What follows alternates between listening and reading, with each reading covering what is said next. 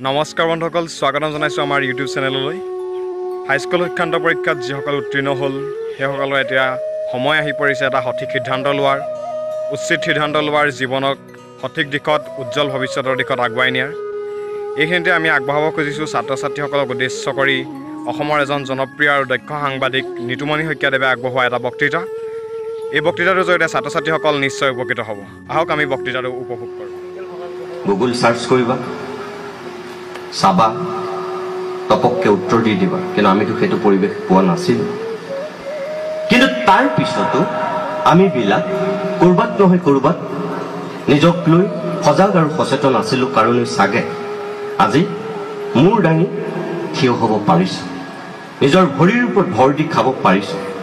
মই সেইটোকে তোমালোককো কম যে নিজৰ ওপৰত যদি তোমালোকৰ আত্মবিশ্বাস প্ৰবল আৰু নিজক যেতিয়া তুমি চিনি পাবা, বুজি পাবা কোনটো কামৰ কাৰণে তুমি যোগ্য, তুমি চাবা তোমাৰ কাৰণে পৃথিৱীখনৰ কৰবাত নহয় কৰবাত এটা জেগা আছে। চোকা হ'ব লাগে, মেধা হ'ব লাগে, মই সেইটো বেয়া বুলি কোৱা নাই, নহ'বলৈও কোৱা নাই। প্ৰত্যেকগৰাকী ল'ৰা ছোৱালী চোকা হওক, ভালকৈ পঢ়ক, নম্বৰ ভালকৈ পাওক, সেইটো ময়ো বিচাৰোঁ। কিন্তু একমাত্ৰ লক্ষ্যৰ উদ্দেশ্য কেতিয়াও সেই নম্বৰকেইটা হ'ব নোৱাৰিব, মই সেই কথাটোত কৈছোঁ তোমালোকক। তাৰ লগে লগে তুমি আনুষংগিকভাৱে এজন পূৰ্ণাংগ মানুহ হ'বৰ কাৰণে আৰু বহুখিনি গুণ লাগিব, বহুখিনি দিশ লাগিব। কোনোবাই তোমালোকে ইয়াত গান গাই ভাল পোৱা, কোনোবাই ইয়াত খেলি ভাল পোৱা, কোনোবাই ইয়াত এনেকুৱা আছে যে বিউটিচিয়ান হ'ব বিচৰা, কোনোবা ছোৱালী অকল সৌন্দৰ্য চৰ্চা কৰি ভাল পায়, কোনোবাই হয়তো ব্যৱসায়ীৰ চিন্তাৰে তেওঁলোক যদিও পঢ়ি আছে, তেওঁলোকৰ মগজুটোত অনবৰত বেপাৰ বাণিজ্যই ৰুকি থাকে, খুলি থাকে। তেওঁ সেই যিখিনি চিন্তাৰ মানুহ, মই তেওঁলোকক কৈছোঁ যে তুমি কোনটো কামৰ কাৰণে যোগ্য, তুমি নিজক সেইটো সুধিবা, সুধি সেইমতে কৰিবা। কিয় কৈছোঁ মই? পৃথিৱীত এনেকুৱা বহুত ব্যক্তিৰ নাম মই তোমালোকৰ আগত ল'ব পাৰোঁ যি কেতিয়াও চাৰ্টিফিকেট আৰু মাৰ্কশ্বিটত চোকা নাছিল, কিন্তু পৰৱৰ্তী সময়ত তেওঁলোক কিন্তু বিশ্ববিখ্যাত মানুহ হৈছে। উইনষ্টন চাৰ্চিল, যিবিলাকে হিষ্ট্ৰী পঢ়িছা, যিবিলাকে পলিটিকেল চায়েন্স পঢ়িছা, তোমালোকেতো নামটো শুনিছা, জানা অন্তত। দ্বিতীয় বিশ্বযুদ্ধৰ সময়ৰ গোটেই পৃথিৱীখনৰ মহানায়ক আছিল সেই সময়ৰ ইংলেণ্ডৰ প্ৰধানমন্ত্ৰীজন। সেই উইনষ্টন চাৰ্চিল পৰৱৰ্তী সময়ত পৃথিৱীৰ একমাত্ৰ ৰাষ্ট্ৰনেতা যি প্ৰথম নোবেল পুৰস্কাৰ পাইছিল। ব্ৰিটেইনৰ সেই প্ৰধানমন্ত্ৰীগৰাকীয়ে অভিলেখ সৃষ্টি কৰিছিল। কিন্তু উইনষ্টন চাৰ্চিলৰ জীৱন যিসকলে তোমালোকে জানা বা জীৱনী যিসকলে পঢ়িছা, তেওঁলোকৰ কাৰণে মোৰ কথাটো নতুনত্ব নহ'ব। কিন্তু যিসকলে নাই পঢ়া, তোমালোকে মনত ৰাখিবা যে উইনষ্টন চাৰ্চিল ছাত্ৰ অৱস্থাত 3খন বিদ্যালয় সলাবলগীয়া ছাত্ৰ আছিল। 3খন বিদ্যালয় সলাইছিল উইনষ্টন চাৰ্চিলে। এই যে ইলেক্ট্ৰিক বাল্বটো জ্বলি আছে, এই ইলেক্ট্ৰিক বাল্বৰ যিগৰাকী আৱিষ্কাৰক Thomas Alva Edison. Thomas Alva Edison ছাত্ৰ অৱস্থাত কিমান চোকা আছিল,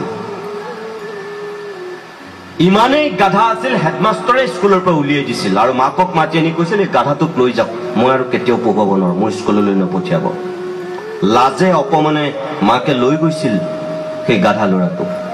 ওচৰ চুবুৰীয়াই যেতিয়া মাকক সুধিছিল ইয়াক কিয় নপঠিওৱা হ'ল স্কুললৈ, মাকে কি কৈছিল তেতিয়া? বোকাত মিছা কথা। বুকুত এসোপামান বেদনা লৈ ওচৰ চুবুৰীয়াক তেওঁ দুখেৰে ক'ব লগা হৈছিল যে নাই, স্কুললৈ নপঠিয়াওঁ, স্কুলত যিবোৰ পঢ়ুৱাই সি আগতীয়াকৈ বুজি পাই যায়, ঘৰত থাকি জানে। কিমান মিছা কথা এটা কৈছে। কিন্তু সেই মানুহজনী ভাগি পৰা নাছিল, হাৰি যোৱা নাছিল। সেই মানুহজনীয়ে স্বপ্ন দেখিছিল নিজৰ পুতেকক লৈ, আৰু সেইকাৰণে তেওঁ সেই স্বপ্নটোৰ পিছত দৌৰাইছিল। আজি তেণ্ডুলকাৰক কি বুলি কোৱা হয়? ক্ৰিকেটৰ ভগৱান। এজন মানুহকেই কোৱা হয় ক্ৰিকেটৰ ভগৱান, সেইজনে হৈছে শচীন তেণ্ডুলকাৰ। কিন্তু তেণ্ডুলকাৰ কিমান চোকা, কিমান পঢ়া, তেণ্ডুলকাৰৰ ডিগ্ৰী কি আমি খবৰ ৰাখিছোঁ জানো? নাই ৰখা। নৰেন্দ্ৰ মোদী আজি অকল ভাৰতবৰ্ষৰ নেতা নহয়, বিশ্বৰ নেতা হ'বলৈ গৈছে নৰেন্দ্ৰ মোদী। নৰেন্দ্ৰ মোদী কিমান চোকা, কিমান পঢ়া, কিমান পঢ়িছে মোদীয়ে, আমি কিমান গুৰুত্ব দিওঁ সেইটো। এইখিনি পৰ্যায়লৈ নৰেন্দ্ৰ মোদী কেনেকৈ গৈছে? বেলেগ একো নাই। মই যে তোমালোকক প্ৰথম যিকেইটা শব্দ কৈছোঁ, প্ৰথম শব্দটি কৈছোঁ আত্মবিশ্বাস। সেই আত্মবিশ্বাসৰ বলতে এই মানুহবিলাক মানুহ হৈছে আৰু পৰৱৰ্তী সময়ত মই কোৱা সেই কলৈ কিয় ক'ৰ পৰা কাৰ বাবে তেওঁলোকে অনবৰতে নিজক লৈ ফুৰিছে আৰু সেইকাৰণে সেইখিনি মানুহ হৈছে বাকী বাদ দিয়া তোমালোকৰ জীৱনৰ আটাইতকৈ হাৰ্টথ্ৰব বুলি যাক কোৱা হয় জুবিন গাৰ্গ আজি জুবিন কেনেকৈ হৈছে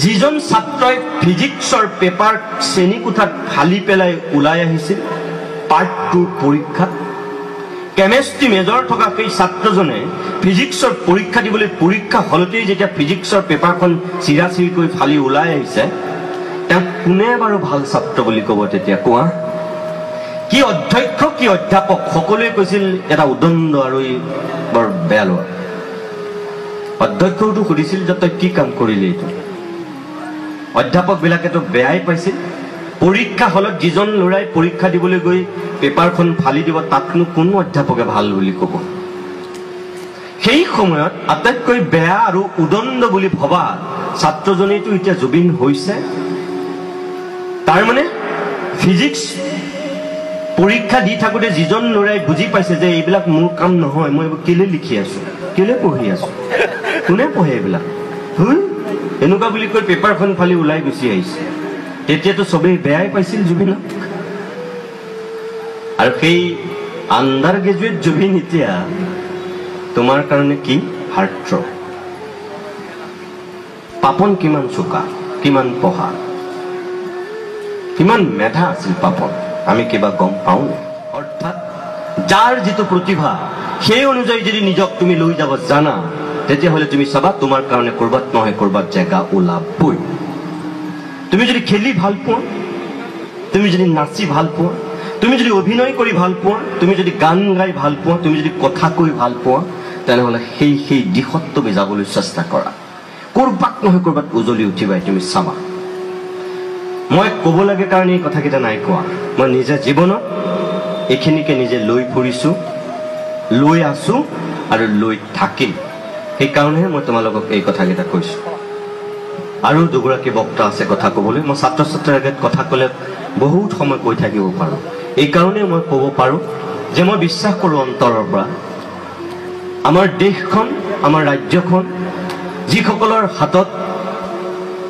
সুন্দৰ হোৱাৰ অৱকাশ আছে যাৰ ওপৰত এটা ভৰসা কৰিব পাৰি সেই সকলেই হৈছে তোমালোক মোৰ সন্মুখত থকা তোমালোক মই আগৰ চামৰ কথা মই নকওঁ আগৰ মানুহে যি কৰিলে কৰিলে কিন্তু আমিতো ঠিক কৰিব লাগিব আমাৰ ৰাজ্যখনক আমাৰ দেশখনক আমাৰ গাঁওখনক আমাৰ অঞ্চলটোক আমি অকল নিজে সুখ স্বাচ্ছন্দ্যৰ মাজত থাকিম নে আমি আনৰ কথাও ভাবিম শিক্ষাৰ লক্ষ্য আৰু উদ্দেশ্য কি সেইটো তোমালোকে বুজা আৰু সেইখিনি বুজিবৰ কাৰণেহে মই এইখিনি কথা তোমালোকক কৈছো এটা ডিগ্ৰী শেষ কথা নহয় এখন চাৰ্টিফিকেট মাৰ্কশ্বিটে শেষ কথা নহয় তুমি পূৰ্ণাংগ মানুহ হ'বলৈ ইয়ালৈ আহিছা তুমি মনত ৰাখিবা ইয়ালৈ আহিছা তুমি পূৰ্ণাংগ মানুহ হ'বলৈ তুমি পলিটিকেল সায়েন্স পঢ়িছা নে তুমি ইংলিছ পঢ়িছা আছামিজ পঢ়িছা তুমি হিষ্ট্ৰী পঢ়িছা সেইটো ডাঙৰ কথা নহয় তুমি যি পঢ়িছা তুমি এজন ভাল মানুহ হ'বলৈ আহিছা পূৰ্ণাংগ মানুহ আৰু সেই পূৰ্ণাংগ মানুহ হ'বৰ কাৰণে তোমাক যিখিনি আয়ত্ত কৰাটো দৰকাৰ এই বয়সত মই সেইখিনি কথাই তোমালোকক ইংগিত দিছো আৰু সেইখিনি যদি কৰিব জানা তেতিয়াহ'লে তুমি চাবা তোমাৰ জীৱনটো ভাল হ'ব আমাৰ ছাত্ৰ ছাত্ৰীবিলাকে ভুল তাতেই কৰে মহাবিদ্যালয় আৰু বিশ্ববিদ্যালয়লৈ আহোঁতেনে সদায় তেওঁলোকে জীৱিকাৰ সন্ধানত অগ্ৰাধিকাৰ দিয়ে কি এখন চাৰ্টিফিকেট আৰু এখন মাৰ্কশ্বিট তেওঁলোকে বেছি জীৱনৰ কাৰণে প্ৰয়োজন বুলি অনুভৱ কৰে সেইকাৰণে তেওঁলোকে অকল কোৰ্চৰ মাজতে আবদ্ধ থাকিব বিচাৰে যেটো ভুল তুমি কোৰ্চৰ মাজত আবদ্ধ থাকি এখন চাৰ্টিফিকেট এখন মাৰ্কশ্বিট আয়ত্ত কৰাটো যন্ত্ৰ মুখস্থ কৰি তুমি নম্বৰ ঠিকই পাবা কিন্তু পৃথিৱীখনক তুমি একো নাজানিবা নুবুজিবা সমাজখনৰ তুমি একো আওভাও নাপাবা তেতিয়া সেইখিনিৰ পৰা সেই বৃত্তটোৰ পৰা বাহিৰলৈ ওলাই আহি তুমি জ্ঞান অৰ্জন কৰিব লাগিব আজিৰ ছাত্ৰ ছাত্ৰীৰ দুৰ্ভাগ্যজনকভাৱে তোমালোকে বেয়া নাপাবা আজিৰ ছাত্ৰ ছাত্ৰীৰ সাহস আছে সততা নাই আজিৰ ছাত্ৰ ছাত্ৰীৰ তথ্য আছে জ্ঞান নাই আজিৰ ছাত্ৰ ছাত্ৰীৰ হিংসা আছে অহিংসা নাই আজিৰ ছাত্ৰ ছাত্ৰীৰ আটাইতকৈ ডাঙৰ কথা নৈতিকতা আৰু মূল্যবোধ বুলিবলৈ একো নোহোৱা হৈছে। এইখিনি নোহোৱাকৈ এজন মানুহ হ'ব নোৱাৰে, এইখিনি নোহোৱাকৈ এখন সমাজ হ'ব নোৱাৰে, এইখিনি নোহোৱাকৈ কোনো দেশ নিৰ্মাণ কৰিব নোৱাৰে। এইখিনিও আমি এই অৱস্থাত ল'ব লাগিব, বুজিব লাগিব। এখন ৰেলগাড়ী চলিবলৈ হ'লে দুটা চিৰি যি ধৰণে অপৰিহাৰ্য, ৰেলৰ ইঞ্জিনটো সঠিকভাৱে যাবলৈ যি ধৰণে চিৰি দুটা খুব সুন্দৰ হৈ থাকিবই লাগিব, ঠিক একেদৰে এজন মানুহ, পূৰ্ণাংগ মানুহ তেতিয়াহে হ'ব পাৰে ছাত্ৰ অৱস্থাৰ পৰাই, যেতিয়াই সেই ছাত্ৰ বা ছাত্ৰীগৰাকীয়ে ৰেলৰ চিৰিৰ দৰে দুটা বস্তু সমানেই লৈ যাব জানে। কিন্তু আমাৰ ছাত্ৰ ছাত্ৰীবিলাকে ভুল তাতেই কৰিছে। এতিয়া এজন জন্মৰ পৰা মৃত্যুলৈকে মানুহে লগত কি লৈ ফুৰে? জন্মতই মানুহে লয় জীৱন আৰু মৃত্যুৰ সময়তো মানুহে লগত লয় জীৱন। মাজৰ সময়খিনিতহে মানুহে লয় জীৱিকা। কিন্তু আজিৰ ছাত্ৰ ছাত্ৰীয়ে ভুল তাতেই কৰিছে, জীৱনক চিটিকাই দিছে, জীৱিকাক গুৰুত্ব দিছে। ভুল। কিয়? জীৱন নাথাকিলে জীৱিকাৰ কোনো কাম নাই, জীৱন থাকিলেহে জীৱিকাৰ মূল্য আছে। গতিকে আমি ৰেলৰ চিৰি দুটাৰ দৰে জীৱন আৰু জীৱিকাক আগুৱাই নিব লাগিব। এফালে জীৱন, আনফালে জীৱিকা। এই যে তোমালোকে ইয়াত কোৰ্চৰ মাজত আবদ্ধ থাকি চাৰ্টিফিকেট মাৰ্কশ্বিট ল'বা, এটা চাকৰিৰ কাৰণে, ব্যৱসায়ৰ কাৰণে তোমালোকে চিন্তা কৰিবা, এইটো তোমাৰ জীৱিকা, এইটো জীৱন নহয়। কিন্তু তাৰ বাহিৰে বাকীখিনি তোমাৰ জীৱন। সুখ স্বাচ্ছন্দ্য আনন্দৰ মাজত থকাটো জীৱন। চোৱা, তুমি বীজটো ভাল, তুমি ঘৰৰ সন্তান ভাল। এই যে শংকৰদেৱক আইতাকে কৈছিল, ভাল আমৰ পুলি হৈ বকৰাণীত গজলি বুলি, কিয় কৈছিল? তোমালোক কোনোবা হয়তো বীজটো তোমালোকৰ ভাল, তোমালোক ভাল ছাত্ৰ, চোকা ছাত্ৰ, স্বভাৱ চৰিত্ৰও ভাল, কিন্তু তোমালোক জেগাত পৰিছানে নাই? গুটি বীজ ভাল হলে য'তে ত'তে সিঁচি দিলেই কি ঠন ধৰি উঠিব নেকি? সেই মাটিডৰা তাত কিমানখিনি পলস আছে, সেই মাটিখিনি কোনটো শস্যৰ কাৰণে উপযুক্ত, সেইটোও কিন্তু খেতিয়কে খিয়াল ৰাখিব লাগিব। য'তে ত'তে ভাল বীজ হ'ল বুলি ক'লে ছটিয়াই দিলে কেতিয়াও ভাল গছ হৈ গজি নুঠে, সেইটো ভুল। গতিকে বীজ অনুসৰি, মাটি অনুসৰি তাত ৰোপণ হ'ব লাগিব। তোমাৰ যিটো কেপাচিটি সেই অনুসৰি তুমি নিজক ঠিক কৰি আগুৱাই নিব পাৰিব লাগিব, তেতিয়াহে তুমি ভাল মানুহ হ'বা, পূৰ্ণাংগ মানুহ হ'বা, নিজৰ জীৱনটোত সফল হ'বা। মই ইয়াত আৰু নাথাকোঁ, মই যামগৈ। প্ৰকাশ দাসৰ আৰু চৌধুৰী ছাৰৰ মই বক্তব্য শুনিব নোৱাৰিম, মই দুখিত। 45 মিনিট সময় মই কথা কৈছোঁ আৰু নকওঁ। মই আশা কৰিম তোমালোক যি লক্ষ্য আৰু উদ্দেশ্য লৈ পুথিমাৰী মহাবিদ্যালয়লৈ আহিছা, সকলোৱে তোমালোকৰ জীৱনবোৰ ভাল হওক, সুখ আনন্দ সমৃদ্ধিৰে ভৰি পৰক, মই তাৰেই কামনা কৰিম। প্ৰত্যেকগৰাকী ছাত্ৰ ছাত্ৰী তোমালোক ভাল মানুহ হোৱা, সফল হোৱা জীৱনৰ বাটত। ক'ৰবাত কোনোবা ব্যৱসায়ী হ'ব, ক'ৰবাত কোনোবা হয়তো ভাল প্ৰশাসনিক বিষয়া হ'ব, কোনোবা শিক্ষক হ'ব, কোনোবা সাংবাদিক হ'ব, কোনোবা অভিনেতা হ'ব, কোনোবা অভিনেত্ৰী হ'ব। তেনেকৈও সফল হ'ব পাৰে। সফলতাৰ সংজ্ঞা মানুহভেদে ভিন্ন। গতিকে তুমি নিজৰ শক্তি অনুযায়ী নিজৰ জীৱনটোত আগুৱাই নিবলৈ চাবা, তেতিয়া দেখিবা মই কোৱা কথাকেইটা তোমালোকৰ জীৱনত খাপ খায়। অধ্যক্ষ মহোদয়কে প্ৰমুখ্য কৰি ছাত্ৰকতা সভাৰ সমূহ বিষয়ববীয়া মই ধন্যবাদ জনাইছোঁ মোক ইয়ালৈ আমন্ত্ৰণ কৰাৰ কাৰণে। আৰু মই তোমালোকক কৈছোঁৱেই, মই যিখিনি কথা কৈছোঁ মোৰ নিজস্ব চিন্তাৰে, মই নিজৰ বিবেকেৰে যিখিনি ক'ব লাগে বুলি ইয়াত ভাবোঁ, মই সেইখিনিহে কৈছোঁ। শেষত আকৌ কৈছোঁ, লক্ষ্য নিৰ্দিষ্ট কৰি উদ্দেশ্য যদি তোমাৰ মহান হয়, ভগৱান তেতিয়া তোমাৰ সহায়ক হ'বই, কোনেও তোমাক ৰাখিব নোৱাৰে। তুমি এইটো পাহৰি নাযাবা যে তুমি এখন মহাবিদ্যালয়লৈ আহিছা, পঢ়িবলৈ আহিছা, ঘৰত মা দেউতা আছে, তেওঁলোকে বেয়া পোৱা কাম, তেওঁলোকক বদনামী কৰা কাম তোমালোকে নকৰিবা।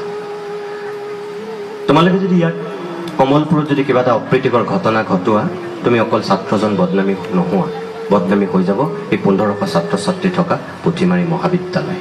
বদনামী হৈ যাব তোমাৰ সেই নিষ্পাপ মা দেউতাহাল, বদনামী হৈ যাব তুমি যিটো ঘৰৰ পৰা আহিছা সেই ঘৰখনৰ মানুহখিনি, বদনামী হৈ যাব তোমাৰ ঘৰখন যিখন গাঁৱত, সেই গাঁওখন আমুক গাঁৱৰ ল'ৰা, অমুকৰ সন্তান, অমুকৰ ভায়েক, অমুক মহাবিদ্যালয়ৰ ছাত্ৰ।